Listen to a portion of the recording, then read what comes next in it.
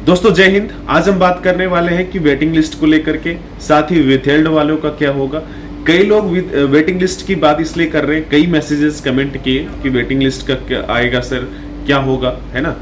और इसलिए ज्यादा पूछ रहे हैं कि भैया अभी उत्तर प्रदेश पुलिस है, बिहार पुलिस है, जो लोग छोड़ देंगे या जो लोग नहीं ज्वाइन करेंगे इन वजहों से, चाहे वो किसी फोर्सेस में मिला हो और उत्तर प्रदेश पुलिस या किसी और की वजह से नहीं ज्वाइन करते हैं, तो क्या जो वैकेंसीज खाली रह जाएगी उसका क्या होगा।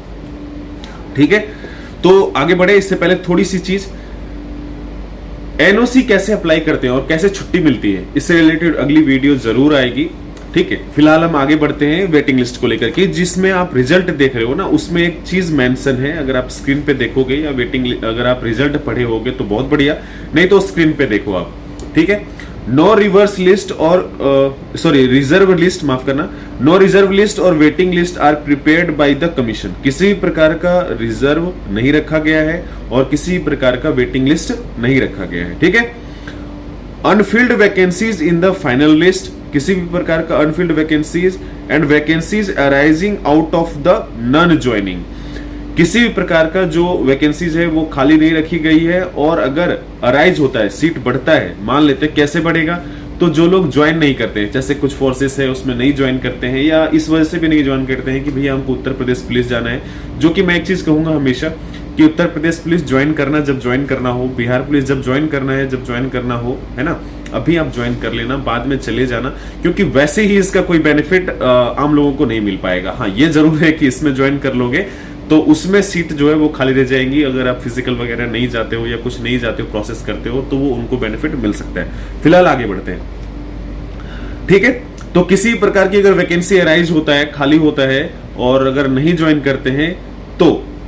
ऑफ सेलेक्टेड कैंडिडेट्स और एनी अदर रीजन, किसी प्रकार से, चाहे वो नहीं ज्वाइन करते हैं या बीच में छोड़ देते हैं या किसी प्रकार से अगर सीट खाली होती है,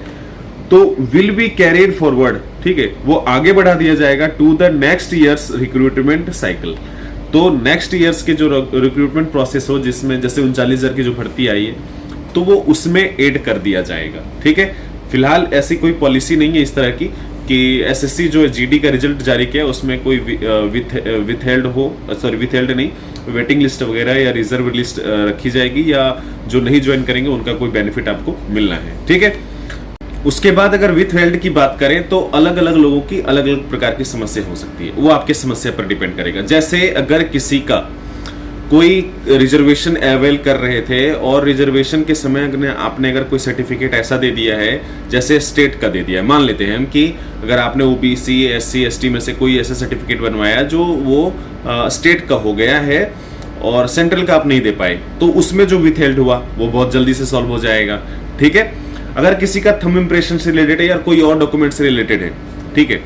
तो थंब इंप्रेशन वाली बात थोड़ी सी अलग है, क्योंकि उसका फिंगरप्रिंट जो मिसमैच मैच होता है वो अपना हैदराबाद जाता है, राइटिंग से मैच करते हैं, उसमें थोड़ा सा प्रोसेस लग सकता है, थोड़ा टाइम लग सकता है। ठीक है, तो हमारे समय में जैसा हुआ था या उसके पहले बता दें अगर, क्योंकि कई लोगों की ज्वाइनिंग जो है उसमें थोड़ी सी दिक्कत आती है, लेकिन ज्यादातर लोगों की ज्वाइनिंग जो है वो आप मान के चलिए, या हमारे समय जैसा होता वैसा अगर हम आपको बताएं, ठीक है, तो जो छोटी छोटी समस्या है उसको बहुत जल्दी से आसानी से सॉल्व कर लेते हैं। जैसे मैंने कहा रिजर्वेशन वाला प्रोसेस का, कि अगर रिजर्वेशन में अगर आप नहीं आ रहे थे, मतलब आ रहे थे, नंबर जितना था उसके हिसाब से, और जो डॉक्यूमेंट्स आप सबमिट नहीं कर पाए उसकी वजह से, तो आप बाद में सबमिट करके फिर से रिजर्वेशन जो है वो बुला करके आपको अवेल करवा देंगे। ठीक है, तो वो जो पूरी समस्या है सॉल्व करने का, वो अगले 3-4 महीने तक चलता रहेगा, और जब सबकी ज्वाइनिंग हो जाएगी और मिड टर्म जब ब्रेक होता है ना,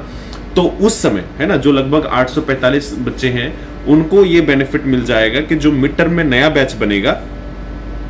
तब तक आपकी समस्या जो है वो सुलझा ली जाएगी और आपकी ज्वाइनिंग हो सकती है। ठीक है, तो इसमें आपका कोई काम नहीं है, आपका कोई प्रोसेस करने का नहीं है, बस आप एक ही चीज कर सकते हो, आप इंतजार कर सकते हो, और उसके साथ साथ उस पर ऐसे हाथ धर के बैठना नहीं है कि भैया ज्वाइनिंग आ जाएगी करके। कई बार ऐसा होता है कि कुछ प्रोसेस या कुछ गड़बड़ी की वजह से कई लंबे समय तक लग जाता है, और फिर उसका कोई